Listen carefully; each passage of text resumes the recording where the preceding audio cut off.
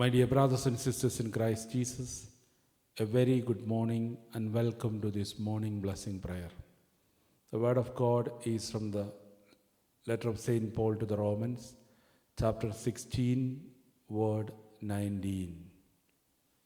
For while your obedience is known to all, so that I rejoice over you, I want you to be wise in what is good and guileless in what is evil. Dear Lord, warn me when evil comes my way. I am yours, Lord, your child. Prevent me from being separated from you. Amen. Novena to Saint Joseph. O glorious Saint Joseph, chosen by God to be the foster father of Jesus and the faithful spouse of the Blessed Virgin Mary, you were entrusted with the care of the Holy Family.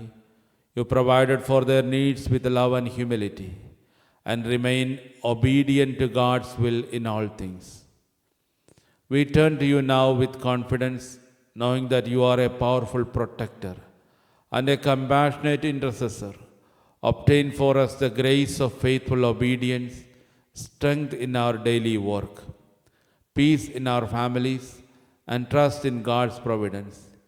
Intercede for us in our present needs, especially mention your intention silently.